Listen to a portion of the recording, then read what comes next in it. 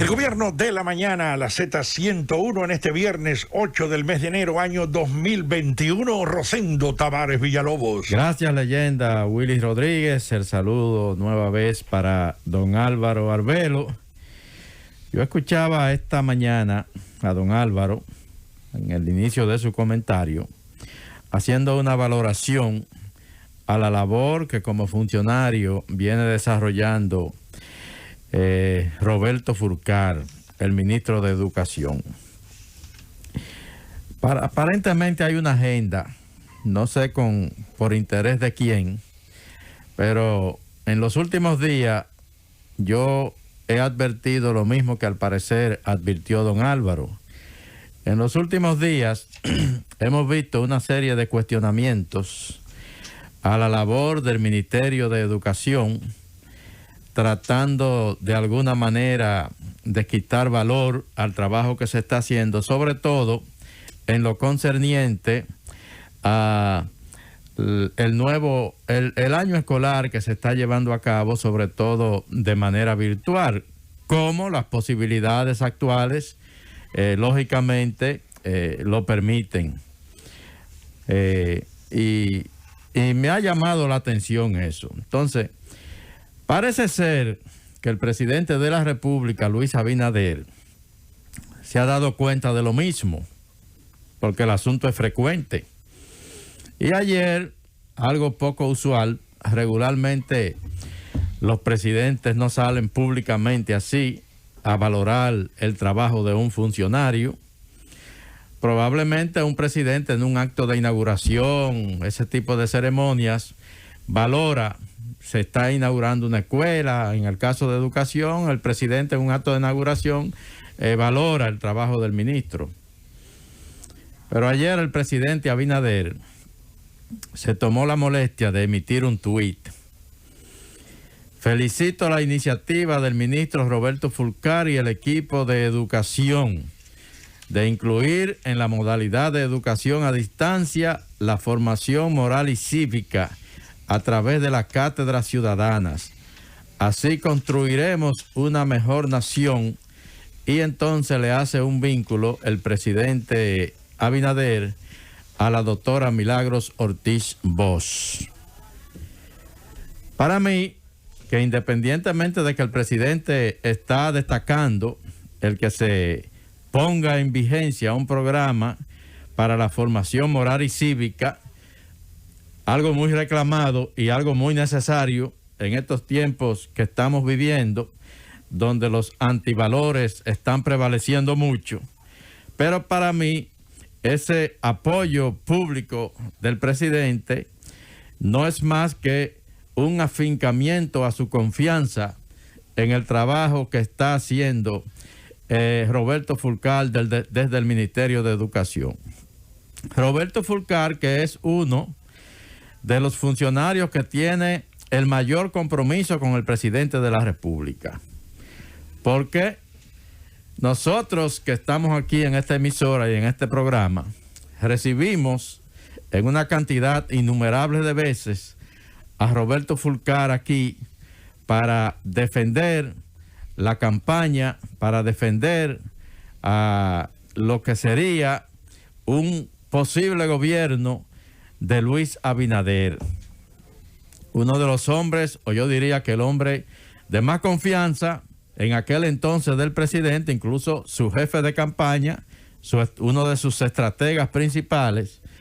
Mucha gente incluso llegó a pensar que Roberto Fulcar iría al Palacio Nacional a un cargo como ministro de la presidencia, en función de esa confianza que todo el mundo le reconocía con el presidente de la República. Ahora, el presidente decidió utilizarlo en una área del gobierno muy sensible, donde se necesita de una persona de capacidad probada, de una persona con responsabilidad, pero sobre todo de una persona que tuviera un compromiso primario con el presidente y con la gestión de gobierno. Porque se trata de la educación, pero además se trata del ministerio que maneja la más alta cantidad de recursos que se destina del presupuesto a una gestión pública. El presupuesto de educación, 4% del Producto Interno Bruto. y todo el mundo sabe ya la cantidad de dinero que eso implica. Pero al parecer a alguien como que no le han salido bien sus planes, vamos a decir, tenían algún tipo de deseos en lo que tiene que ver con, por ejemplo, licitaciones, adjudicaciones de contratos con el Ministerio de Educación y las necesidades de ese sector. Al parecer no se han visto satisfechos y ha comenzado una campaña que nosotros desde hace algunos días le venimos dando seguimiento y nos ha extrañado porque realmente lo que se está diciendo definitivamente que no se ajusta a la realidad y se refleja claramente que tiene únicamente el interés de hacer daño a esa gestión. Entonces, muy correcta y yo creo que muy oportuna esta declaración pública del presidente para apoyar a un funcionario que básicamente ni lo necesita. Porque si hay algo que se ha estado haciendo bien en este país y en esta gestión, es el tema de la implementación del difícil año escolar por el que están atravesando nuestros estudiantes y está atravesando el Magisterio Nacional, así como todas las familias dominicanas. Un año escolar completamente, podríamos decir, no tradicional, dentro de las dificultades de un país como el nuestro. Decir que hay problemas de conectividad, a nadie le están diciendo nada nuevo, porque eso lo sabemos todos. Y sabemos que aquí lo que se está haciendo es un gran experimento, pero un experimento que ha sido reconocido por instituciones de gran prestigio internacional, como es el caso, por ejemplo, de la UNESCO, para mencionar un solo organismo. Entonces, bien por el presidente este apoyo público a Roberto Fulcar, y yo creo que ahora que se ha reiniciado el año escolar, observamos ahí algunos maestros diciendo que prefieren dar clases desde sus casas y no asistir presencialmente a los planteles, como lo han estado haciendo mucho. El estudiante está en su casa y el maestro le asiste desde los planteles. Muchos maestros han dicho que, bueno, la pandemia continúa.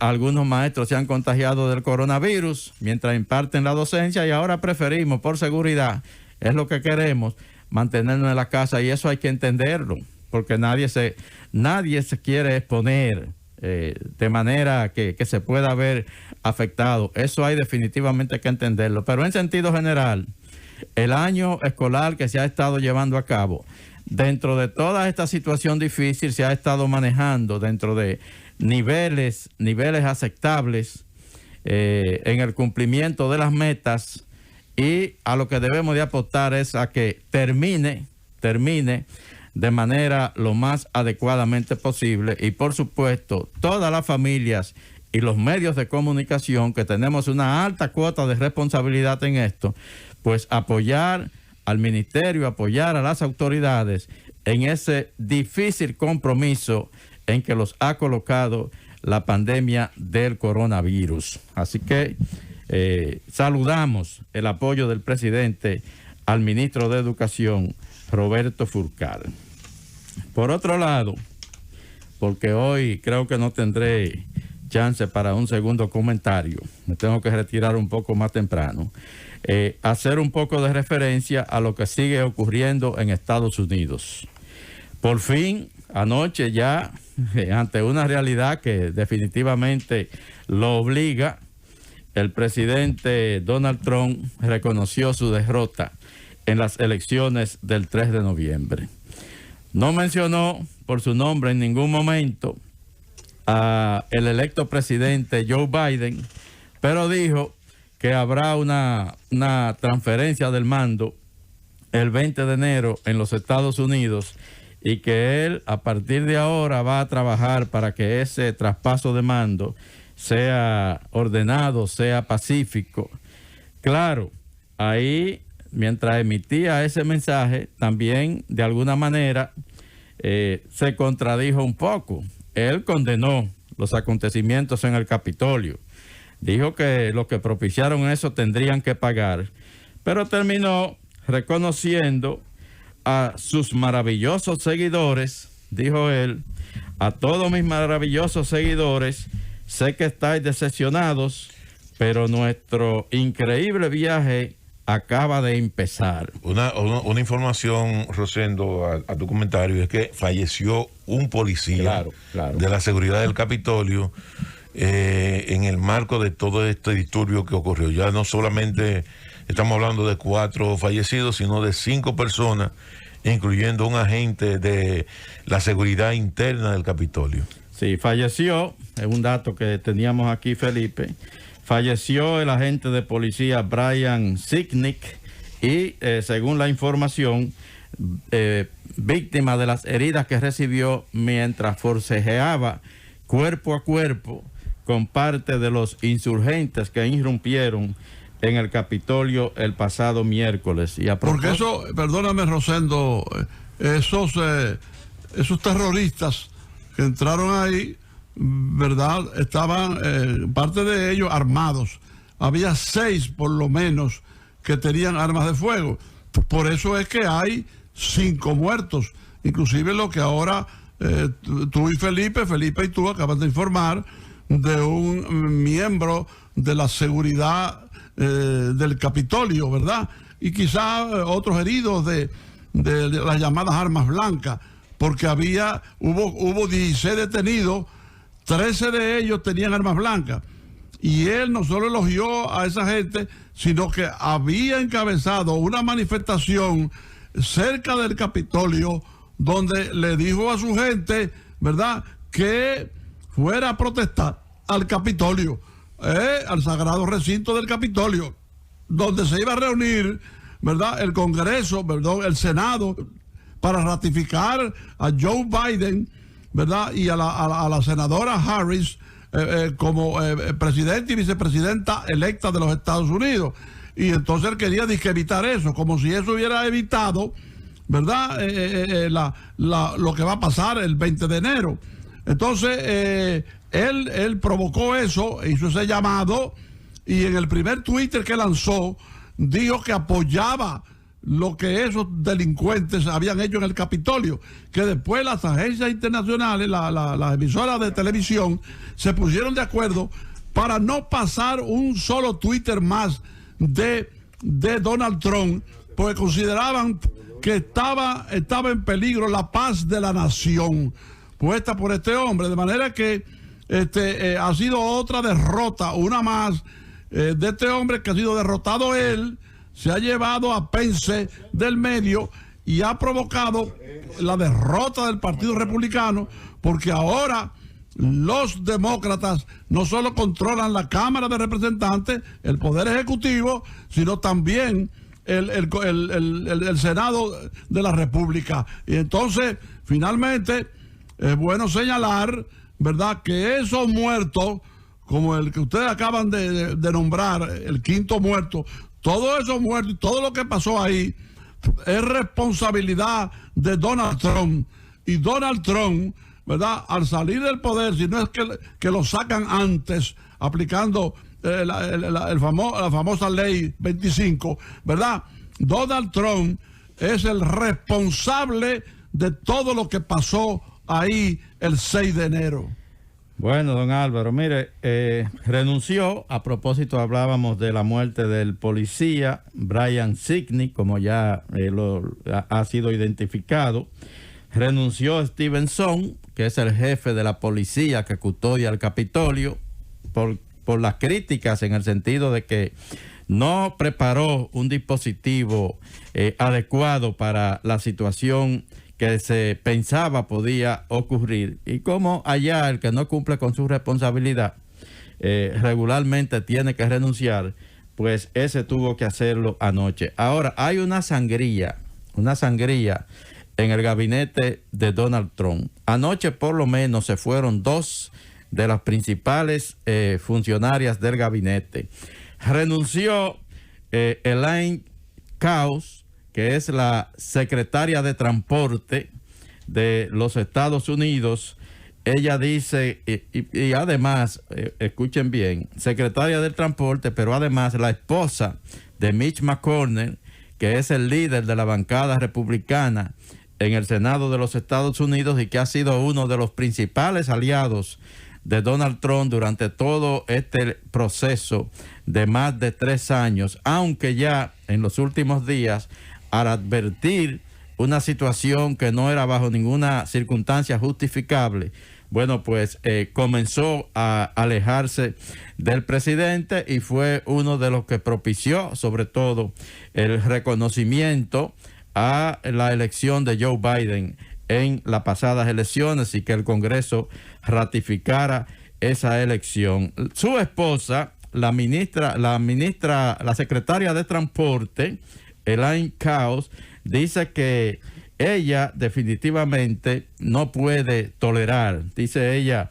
el violento ataque en el Capitolio me ha desconcertado, me ha preocupado profundamente y simplemente yo no puedo mostrarme indiferente, no puedo hacerme al lado. Y en esas circunstancias renuncio al cargo y le anuncio al país que el próximo lunes ya no seré la secretaria de Transporte.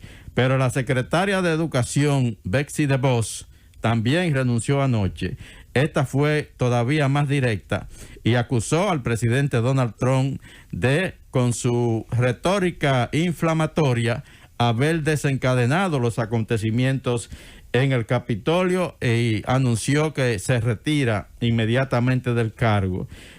Por lo menos otros 10 funcionarios de primer nivel han dejado el cargo desde ayer, incluyendo a Mick Mulvaney, que fue el jefe de gabinete de la Casa Blanca y que actualmente estaba actuando como enviado de la Casa Blanca para Irlanda del Norte. Anoche llamó a Mike Pompeo y le dijo que él se iba de la administración porque lo que había ocurrido en el Congreso simplemente él no lo va a apoyar. Esos son por lo menos nombres muy reconocidos de la administración, pero hay otros 10 funcionarios por lo menos que han abandonado el cargo y se espera que en el día de hoy pues podamos ver otra renuncia. Todo parece indicar que Donald Trump, a quien apenas le quedan 12 días en el cargo, no va a terminar la gestión. Hay un fuerte movimiento para destituirlo.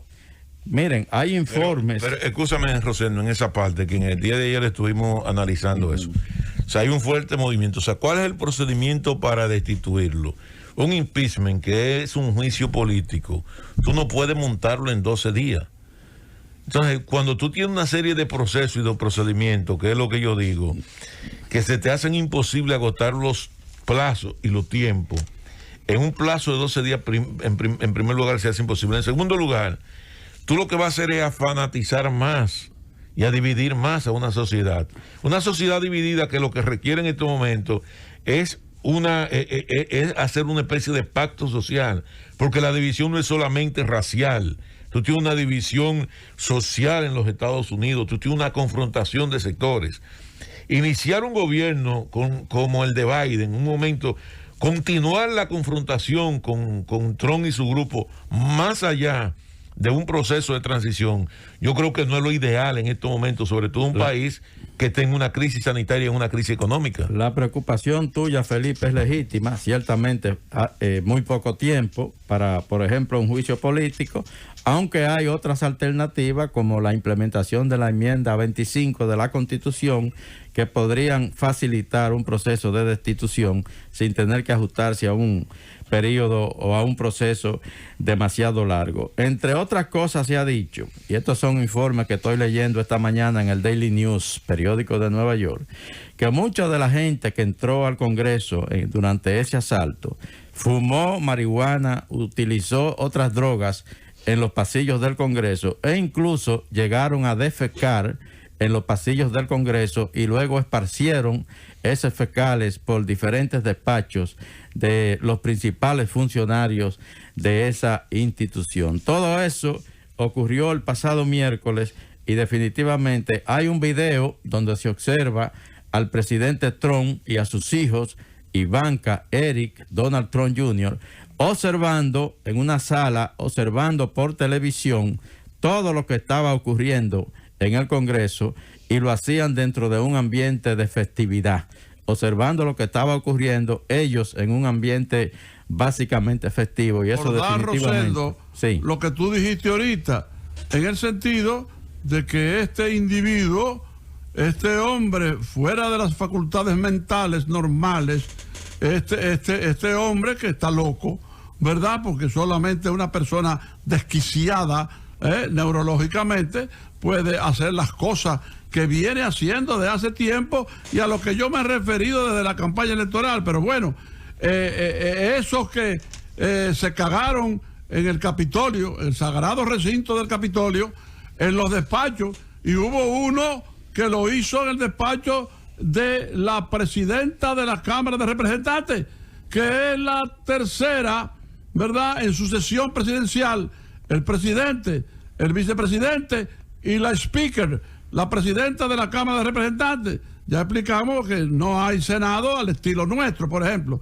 como nuestra cultura. Entonces, a esa persona que ahora ha sido reelecta, Nancy Pelosi, ¿verdad?, a la que él quiso quitarle importancia, diciéndole, esa es una vieja que se le caen los dientes, una cosa tú dices, pero bueno, ¿y cómo es que salen cosas así de la Casa Blanca? Pero voy al punto. Rosendo señaló ahorita que él dijo, ¿verdad?, que esos que se metieron ahí, él no estaba ni que de acuerdo. Mentira, eso es mentira porque se le importa, es un mentiroso. Él dijo en un Twitter que estaba totalmente de acuerdo con el asalto al Capitolio. Después tiró algunas cosas. Entonces, una de ellas es que he visto cosas y no estoy de acuerdo. Irresponsable. Pero entonces los llamó mis queridos simpatizantes. De manera que sus queridos simpatizantes se cagaron en pleno Capitolio de la primera potencia del mundo. ¡Llévatelo, Gundo!